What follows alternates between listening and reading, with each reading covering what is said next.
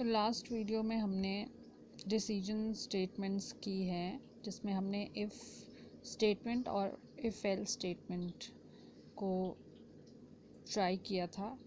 अब हम करेंगे इफ़ एल्स इफ़ स्टेटमेंट, ठीक है, जो आपकी नेक्स्ट डिसीजन स्टेटमेंट है, इफ़ एल्स इफ़ स्टेटमेंट। तो ये स्टेटमेंट आपकी कैसे काम करेगी? The if-else if statement is an advanced form of if-else that allow PHP to make a correct decision out of several conditions. तो if-else if statement जो आपकी है वो if-else जो statement थी उसी का ही एक advanced रूप है। जब आपके पास बहुत सारी कंडीशंस हैं, ठीक है, उनमें से आपने उन सारी कंडीशंस में से आपने एक करेक्ट डिसीजन लेना है, तो उसके लिए आप कौन सी स्टेटमेंट यूज़ कर सकते हैं? If else if statement. It evaluates the content only if expression is true from several expressions. तो ये कंडीशन क्या, ये स्टेटमेंट क्या करेगी? ये तभी आपके कंटेंट को इवैल्यूएट करेगी अगर आपका जो एक्सप्रेशन है, बहुत सारे एक्सप्रेशन में से कोई एक एक्सप्रेशन आपका ट्रू होता है तब, ठीक है। The syntax of PHP if else if statement is as follows. तो कैसे आप लिखोगे इस स्टेटमेंट को? वो सिंटेक्स है आपका इफ़, साथ में कंडीशन, फिर कर्ली ब्रेसेस के अंदर जो हमारे फर्स्ट स्टेटमेंट है यहाँ पे, code to be executed if the condition is true, ठीक है। तो यहाँ पे वो वाला कोड होगा जो तब एग्जीक्यूट होगा जब ये वाली कंडीशन आपकी ट्रू होगी। फिर कर्ली ब्रेसेस क्लोज, उसके बाद एल्स इफ, फिर एक और कंडीशन आपकी, फिर उसके बाद में नेक्स्ट उसके जो नीचे आएगा आपका वो वाला कोड जो तब एग्जीक्यूट होगा जब आपकी सेकेंड कंडीशन ट्रू होगी, ठीक है। Else code to be executed if all the conditions are false. Else वाले पोर्शन में आपका वो वाला स्टेटमेंट आएगा या फिर वो वाली कोडिंग आएगी जो तब एग्जीक्यूट होगी जब आपकी बाकी पहले वाली कंडीशन जो है वो फॉल्स होती है, ठीक है। इनमें से जो पहले वाली कंडीशंस है उनमें से कोई भी कंडीशन ट्रू नहीं होगी, तब जाके आपका जो एल्स वाले पोर्शन में कोडिंग है वो आपकी एग्जीक्यूट होगी, ठीक है। तो ये है आपकी इफ़ एल्स इफ़ स्टेटमेंट। तो इसको हम एक प्रोग्राम से डेमोन्स्ट्रेट करने की कोशिश करेंगे इफ़ एल्स इफ़ स्टेटमेंट को। तो यहाँ पे हमने एक प्रोग्राम क्रिएट किया है, write a program in PHP to demonstrate the use of if else if statement. तो स्टार्टिंग आपको पता है HTML से ही होगी आपकी कोडिंग की, ठीक है, क्योंकि आपका जो PHP स्क्रिप्ट है वो HTML के साथ में एम्बेड होता है। फिर बॉडी टैग, उसके बाद हमने हेडिंग टैग यूज़ किया है। नेक्स्ट हमारी यहाँ पे अब PHP स्क्रिप्ट शुरू होती है, तो हमने एक वेरिएबल यहाँ पे लिया है जिसकी वैल्यू है x नाम का वेरिएबल है जिसकी वैल्यू है 15, ठीक है। अब हमने यहाँ पे इफ़ स्टेटमेंट यूज़ की। इफ़, अब हमारी ये कंडीशन है if x is equal to 10, अगर आपके पास x की वैल्यू 10 है देन क्या होगा आपका, echo x is equal to 10। तो आपकी जो स्टेटमेंट प्रिंट होगी वो कौन सी होगी? x इज़ इक्वल टू 10, ठीक है। ये आपकी कंडीशन ही आपने चेक करनी है। वैल्यू हमारे पास कितनी है वेरिएबल में? 15, ठीक है। पर कंडीशन हमारी, फर्स्ट कंडीशन हमारी क्या है? x इज़ इक्वल टू 10, ठीक है। पहले ये आपकी कंडीशन इवैल्यूएट होगी, अगर ये ट्रू है तो आपका कौन सी स्टेटमेंट प्रिंट होने वाली है? x इज़ इक्वल टू 10, ठीक है। Else if x is equal to 15, फिर दूसरी कंडीशन, अगर आपकी फर्स्ट कंडीशन ट्रू नहीं निकलती है, जो कि हमारी ट्रू नहीं है, तो हम सेकंड कंडीशन पे आते हैं, x इज़ इक्वल टू 15, ठीक है। इसको इवैल्यूएट करेंगे हम, हमारे पास जो वैल्यू है उससे मैच करेंगे। x की वैल्यू 15 है तो उससे मैच करेंगे। ये कंडीशन हमारी यहाँ पे ट्रू आ रही है, तो हमारी जो स्टेटमेंट है वो कौन सी प्रिंट होगी? x इज़ इक्वल टू 15, ठीक है। एल्स इफ, नेक्स्ट एक और स्टेटमेंट दी है x इज़ इक्वल टू 20, तो उसके बाद हमारा क्या प्रिंट होगा? अगर आपकी ये स्टेटमेंट ट्रू निकलती है तो आपकी जो स्टेटमेंट है वो क्या प्रिंट होने वाली है? x इज़ इक्वल टू 20, ठीक है। और फिर उसके बाद कर्ली ब्रेसेस क्लोज करके हमारी यहाँ पे स्क्रिप्ट क्लोज होगी, हेडिंग क्लोज होगी, बॉडी टैग क्लोज होगा और HTML टैग हमारा क्लोज होगा। हम इसके बाद अपनी फाइल को सेव करेंगे एंड रन करेंगे लोकल होस्ट सर्वर पे। ठीक है, अब देखते हैं हम इसका रिजल्ट क्या आएगा हमारे पास। तो फर्स्ट हमारे पास वैल्यू क्या है, x इज इक्वल टू 15। तो पहली कंडीशन हमारी क्या है, x इज इक्वल टू 10। तो ये क्या है, फॉल्स है, मीन्स ये वाली स्टेटमेंट आपकी प्रिंट नहीं होगी। ठीक है, सेकंड हमारी स्टेटमेंट है, कंडीशन है x इज इक्वल टू 15 और हमारी जो वैल्यू है वो कितनी है, 15 है। तो हमारी कंडीशन क्या आ रही है यहाँ पे, ट्रू आ रही है कंडीशन। ठीक है, ट्रू आ रही है तो हमारी जो स्टेटमेंट है वो क्या प्रिंट हो जाएगी, x इज इक्वल टू 15। अब यहीं पे जो हमारा जो स्टेटमेंट है वो यहीं से एग्ज़िट हो जाएगा, इसके बाद ये प्रिंट नहीं होगा, ना ही आपकी स्टेटमेंट आगे इवैल्यूएट होगी, ना ही आपकी कंडीशन चेक होगी। ठीक है, क्योंकि हमारी जो कंडीशन है वो यहीं पे ही ट्रू हो जाती है। ठीक है, इन केस ये यहाँ ट्रू नहीं होती है तो आपकी नेक्स्ट स्टेटमेंट या नेक्स्ट कंडीशन आपकी चेक होती है। ठीक है, तो इस तरीके से आपकी if else if condition if else if statement काम करेगी। ठीक है, क्योंकि हमारे पास यहाँ पे सेवरल कंडीशंस थी, सेवरल कंडीशंस को इवैल्यूएट करके हमने एक पर्टिकुलर डिसीजन यहाँ पे लिया। ठीक है, तो ये है आपकी इफ़ एल्स इफ स्टेटमेंट। अब इसके बाद है आपकी स्विच स्टेटमेंट। तो स्विच स्टेटमेंट क्या होती है, the switch statement provides an alternative to else if construct, it is a multiway branching statement.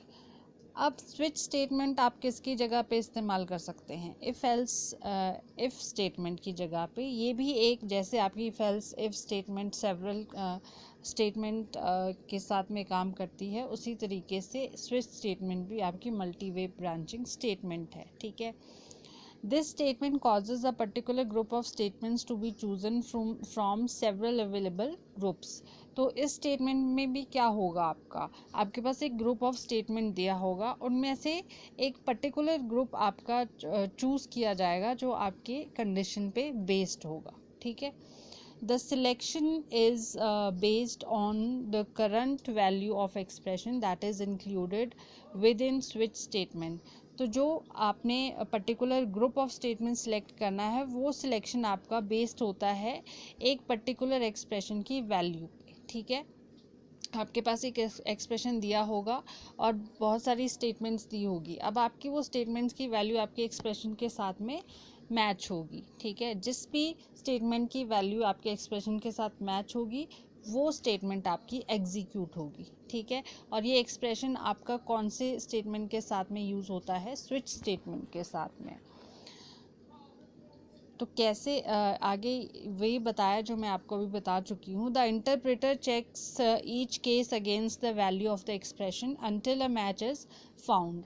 तो आपका जो इंटरप्रेटर है, ठीक है, वो क्या करेगा, आपके हर एक केस की वैल्यू को आपके एक्सप्रेशन के साथ में मैच करेगा। केस मतलब जो भी आपका स्टेटमेंट दिया होगा उसकी वैल्यू को आपके एक्सप्रेशन के साथ में मैच करेगा तब तक जब तक कि आपको मैच नहीं मिल जाता है। ठीक है, मीन्स कि आपकी कंडीशन ट्रू नहीं हो जाती है तब तक। If nothing matches the default condition will be used. अगर जितने भी आपके पास एक्सप्रेशन दिए और जितने भी केसेस दिए हैं वो केसेस आपके एक्सप्रेशन के साथ में मैच नहीं होते हैं तो आपकी एक डिफ़ॉल्ट कंडीशन होती है वो आपकी एग्जीक्यूट हो जाएगी लास्ट में। ठीक है, तो सिंटेक्स है इसको लिखने का। सबसे पहले हम कीवर्ड यूज़ करेंगे यहाँ पे स्विच। ठीक है, और ये एन हमने यहाँ पे एज एन एक्सप्रेशन लिया है। ठीक है, उसके बाद कर्ली ब्रेसेस शुरू, ये हमारा केस लेबल 1 है, मतलब स्टेटमेंट 1 है ये हमारी, और स्टेटमेंट 1 के बाद में आपका ये कोड टू बी एग्जीक्यूटेड, जो भी कोड आपका एग्जीक्यूट होना होगा इस केस की वैल्यू को एक्सप्रेशन के साथ मैच करने के बाद। ठीक है, फिर उसके बाद आपकी ब्रेक स्टेटमेंट यूज़ होती है ताकि आपका जो कंट्रोल है वो दूसरे केस तक चला जाए। ठीक है, फिर केस 2 आपका दिया है, case 2 label 2 code to be executed, same वैसे ही चलेगा। ठीक है, फिर ब्रेक स्टेटमेंट यूज़ होगी, फिर केस 3, फिर कोड टू बी एग्जीक्यूटेड, फिर ब्रेक स्टेटमेंट एग्जीक्यूट होगी आपकी। ब्रेक होता है ताकि आपका जो कंट्रोल है वो फर्स्ट पहले वाले जो ब्लॉक है उससे बाहर आ जाए, ठीक है। फिर इसके बाद आपकी कितनी स्टेटमेंट हो सकती है, 3 4 5 6 केसेस जितने भी हो सकते हैं। लास्ट में आपका एक लास्ट स्टेटमेंट होगी, दैट इज़ डिफ़ॉल्ट स्टेटमेंट, ठीक है। और उसके बाद डिफ़ॉल्ट स्टेटमेंट के बाद में जो भी कोड होगा वो एग्जीक्यूट होगा, वो आएगा उसके बाद में, ठीक है। तो लास्ट के बाद भी फिर कर्ली ब्रेसेस से आप अपना कोड क्लोज करोगे। तो ब्रेक स्टेटमेंट यहाँ पे हमने जो यूज़ की है, break statement indicates the end of a particular case, ठीक है। तो मैंने जैसे बताया है कि ब्रेक स्टेटमेंट हम इसीलिए यूज़ करते हैं ताकि हम पर्टिकुलर कोड से या पर्टिकुलर स्टेटमेंट से बाहर आ सके। तो इस तरीके से आपका स्विच स्टेटमेंट का सिंटेक्स होता है, जहाँ पे बहुत सारे केसेस है और आप इन केसेस की वैल्यू को अपने एक्सप्रेशन के साथ में मैच करोगे, जो एक्सप्रेशन आपका स्विच स्टेटमेंट के साथ में लिखा होता है, ठीक है। अब हम इसको एक प्रोग्राम के द्वारा डेमोन्स्ट्रेट करने की यहाँ पे कोशिश करेंगे। तो हमारा प्रोग्राम है, write a program in PHP to demonstrate the use of switch statement, ठीक है। हम एक प्रोग्राम बनाएंगे जो हमें स्विच स्टेटमेंट के यूज़ को दर्शाएगा, ठीक है। तो सेम आपका प्रोग्राम शुरू हुआ HTML से, बॉडी टैग, फिर हेडिंग टैग, टेक्स्ट आपकी PHP स्क्रिप्ट शुरू होती है, लेस देन ब्रैकेट और क्वेश्चन मार्क और PHP के साथ में। अब हमारा ये वेरिएबल है, ठीक है, डे नाम का हमने वेरिएबल लिया है और उसमें हमने वैल्यू दे दी है 3, ठीक है। ये डे जो वेरिएबल है ये हमारा एक्सप्रेशन है, ठीक है। हमारी जो भी केस की वैल्यू होगी वो इस एक्सप्रेशन के साथ में मैच होगी। अब स्विच स्टेटमेंट के साथ में हमने एक्सप्रेशन लिख दिया डे, ठीक है, और डे की वैल्यू हमारी कितनी है 3, तो हमने ये हमेशा याद रखना है। तो अब हमारा केस 1 है आपको हमेशा ध्यान रखना है, कोडिंग में हमने डबल कोट्स लिखे हैं या फिर कॉलन लगाया, आपको ये सब लगाना होगा, ठीक है। आपने सेमी कॉलन लगाया है, ये सिंटेक्स जो कुछ भी हमने शो किया है वो सब कुछ आपको लिखना होता है। अगर आप कोई भी चीज़ मिस कर देते हो तो आपका सिंटेक्स एरर आता है और आपका कोड रन नहीं होगा। तो आपको हर एक चीज़ कोडिंग में छोटी से छोटी चीज़ का भी ध्यान रखना होता है, ठीक है। तो केस 1 हमारा है इको मंडे, ठीक है। मीन्स अगर हम केस 1 को मैच करेंगे तो हमारा, अगर ये केस 1 हमारा ट्रू आता है तो हमारे पास जो स्टेटमेंट प्रिंट होगी वो कौन सी होगी, मंडे, ठीक है।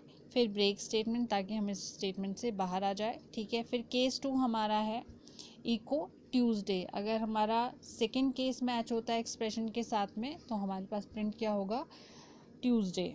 तो ऐसे ही यहाँ पे नीचे तक हमने case 3, case 4, case 5, case 6, case 7 cases हमने यहाँ पे यूज़ किए हैं। और लास्ट केस जो है डिफ़ॉल्ट स्टेटमेंट है हमारी, और डिफ़ॉल्ट स्टेटमेंट हमारी क्या है, अगर हमारे पास कोई भी केस कहीं अपने हमारे एक्सप्रेशन के साथ में मैच नहीं होता है तो लास्ट स्टेटमेंट हमारी क्या प्रिंट हो जाएगी, नो डे, ठीक है। फिर ये हमारी स्क्रिप्ट यहाँ पे बंद, heading close, body close and HTML close.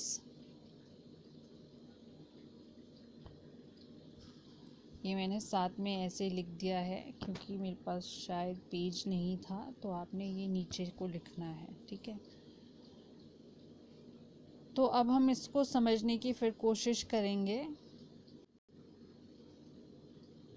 अब फर्स्ट हमने डे को कौन सी वैल्यू दी है, 3, ठीक है। तो अब हमारा जो केस 1 है वो क्या है, 1, तो ये 3 से मैच हो रहा है, मतलब आपके एक्सप्रेशन से मैच हो रहा है, ठीक है। आपने ये चेक करना है। तो डे में हमारी क्या वैल्यू है, 3, तो ये मैच नहीं हो रहा, that means the case is false, ठीक है। फिर आपने सेकंड सेम उसी तरीके से मैच करना है, केस 2 एक्सप्रेशन से मैच करनी है वैल्यू, आपके एक्सप्रेशन में वैल्यू 3 है तो ये मैच नहीं हो रही है, तो आपका ट्यूसडे भी प्रिंट नहीं होगा, ठीक है। फिर केस 3 आपने मैच किया, ठीक है, केस 3 आपने इस एक्सप्रेशन के साथ मैच किया और ये मैच हो गया, ठीक है। आपकी जो केस की वैल्यू आपके एक्सप्रेशन से मैच हो गई, तो आपका क्या प्रिंट हो जाएगा, वेडनेसडे, ठीक है। एज अ रिजल्ट आपके पास क्या प्रिंट होगा, वेडनेसडे। तो यहाँ पे आपका केस मैच हो गया। अब आपकी जो स्टेटमेंट है वो ब्रेक स्टेटमेंट के थ्रू बाहर एग्जिट हो जाएगी, ठीक है। इसके बाद आपकी कोई भी केस की इवैल्यूएशन नहीं होगी क्योंकि आपको ट्रू स्टेटमेंट मिल गई है। इन केस ट्रू स्टेटमेंट नहीं मिलती तो ये सारे केसेस की वैल्यू आपकी मैच होती, ठीक है। इनमें से अगर कोई भी वैल्यू मैच नहीं होती, मान लो यहाँ पे 3 की जगह पे आप वैल्यू ऐड कर देते 8, ठीक है, और हमारे पास केसेस कितने हैं, सिर्फ 7, तो 8 तो मैच होना ही नहीं था। तो आपकी कौन सी स्टेटमेंट फिर आपकी एग्जीक्यूट होनी थी, नो डे, ठीक है। तो ये है आपका स्विच स्टेटमेंट कि आपकी स्विच स्टेटमेंट कैसे काम करती है। तो इसी के साथ आपका जो डिसीजन स्टेटमेंट्स है वो कंप्लीट होती है आपकी, ठीक है। डिसीजन स्टेटमेंट्स जितनी भी थी, if statement, if else statement, if else if statement and switch statement, ये 4 की 4 स्टेटमेंट आपकी डिसीजन स्टेटमेंट्स है और ये आपकी कंप्लीट होती है। अब नेक्स्ट है आपकी लूपिंग स्टेटमेंट या फिर लूपिंग स्ट्रक्चर। तो लूपिंग स्ट्रक्चर या लूपिंग स्टेटमेंट्स क्या होती हैं? These structures enable the program to execute a block of statements in finite number of times based on a condition. अब ये स्ट्रक्चर्स क्या होते हैं? अगर आप इन स्ट्रक्चर्स को यूज़ करें अपने प्रोग्राम में, तो आपका जो प्रोग्राम है उसमें आपकी कोई भी स्टेटमेंट का ब्लॉक होगा वो आपका इनफाइनाइट नंबर ऑफ टाइम चलेगा। इनफाइनाइट मतलब बहुत अनगिनत बार, ठीक है। और वो डिपेंड करता है आपकी कंडीशंस पे, ठीक है, कि आपकी कंडीशंस कब मैच हो रही है, ठीक है। तो आपका जो प्रोग्राम का एग्जीक्यूशन है या फिर जो आपके प्रोग्राम में ब्लॉक ऑफ स्टेटमेंट्स है वो आपकी अनगिनत बार चलेगी, और वो जो आपकी प्रोग्राम की एग्जीक्यूशन है वो किस पे डिपेंड करती है, आपकी कंडीशंस पे, ठीक है, कि आपने अपने प्रोग्राम में कौन सी कंडीशंस लगाई है। Each time the code loops the condition is tested. Loop का मतलब है कि आपका जो कोड है वो शुरू होता है, ठीक है, इस तरीके से जहाँ से शुरू हुआ एंडिंग आपकी वहीं पे हुई।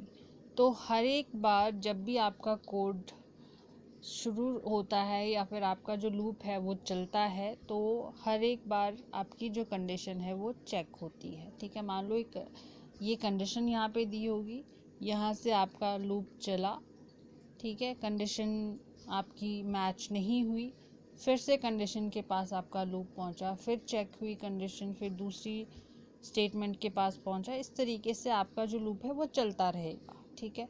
The loop terminates on changes in the value of the condition. जैसे ही आपकी जो कंडीशन है उसकी वैल्यू चेंज होती है, वैसे ही आपका जो लूप है वो टर्मिनेट हो जाएगा, ठीक है। मतलब आपका जो लूप है वो चलना बंद हो जाएगा। अगर कंडीशन नहीं लगी है तो आपका जो लूप है वो अनगिनत बार चलता रहेगा, ठीक है। आपका लूप टर्मिनेट तब होगा जब आपके कंडीशन की जो वैल्यू है वो चेंज होगी। कैसे, आगे आपको ये डिटेल में पता चलेगा कि लूप कैसे चलता है, कैसे कंडीशन की वैल्यू चेंज होती है। अगर कंडीशन हमने नहीं लगाई है तो इनफाइनाइट टाइम कैसे हमारा लूप चलता रहेगा, ठीक है। तो आगे हम करते हैं, the process of repeating a series of instructions is called looping. अब जो आपने इंस्ट्रक्शंस दी है अपने प्रोग्राम में, तो वो आपका जो प्रोसेस है वो आपकी जो इंस्ट्रक्शंस है वो बार बार आपकी चल रही है, ठीक है, उसको आप लूपिंग बोलते हो। The group of repeated instructions is called a loop. अब जब बार बार जो रिपीट हो रही है इंस्ट्रक्शन, उस पूरे ग्रुप को, रिपीटेड इंस्ट्रक्शंस के ग्रुप को हम एक लूप कहते हैं, ठीक है। An iteration is a single execution of the statement in the loop. अब आपका जब एक बार लूप चलता है, ठीक है, और आपका एक बार कोई स्टेटमेंट एग्जीक्यूट होती है, तो उसको हम बोलते हैं इटरेशन, ठीक है। मतलब एक बार हमारा लूप चला या एक बार हमारी स्टेटमेंट एग्जीक्यूट हुई, दैट इज़ कॉल्ड इटरेशन, ठीक है। बार बार हमारे जो इंस्ट्रक्शंस रिपीट हो रही है बार बार, that is called a loop, ठीक है। और जो ये प्रोसेस है लूपिंग का, जो प्रोसेस आपका इंस्ट्रक्शंस का है, जब आपकी जो इंस्ट्रक्शंस है वो काम करती है, बार बार चलती है, तो उसको आप बोलते हैं लूपिंग। ठीक है, तो ये आपका लूपिंग है, लूपिंग स्ट्रक्चर्स है। The PHP looping structures are, कौन कौन से लूपिंग स्ट्रक्चर्स होते हैं PHP में जो हम यूज़ करते हैं? फर्स्ट है फॉर लूप, सेकंड है वाइल लूप, फिर है डू वाइल लूप, और फिर है फॉर ईच लूप। ठीक है, तो ये 4 लूपिंग स्ट्रक्चर्स है जो हम PHP में यूज़ करते हैं। ठीक है, तो इनको हम डिटेल में पढ़ेंगे नेक्स्ट वीडियो में। तो अभी सिर्फ आप जो हमने अभी पीछे 2 डिसीजन स्टेटमेंट की है उनको देखिए। ठीक है, उनको समझने की कोशिश करिए, और जो हमने लूपिंग स्ट्रक्चर बताया है कि लूप क्या है, लूपिंग क्या है, और इटरेशन क्या है, और लूपिंग स्ट्रक्चर्स कहाँ पे यूज़ होते हैं, कैसे यूज़ होते हैं, उसके बारे में समझिए। और हम 4 तरीके के लूप्स यूज़ करते हैं। ठीक है, आगे डिटेल में इनको हम करेंगे। तो यहाँ तक कोई भी डाउट है तो आप वो पूछ सकते हैं।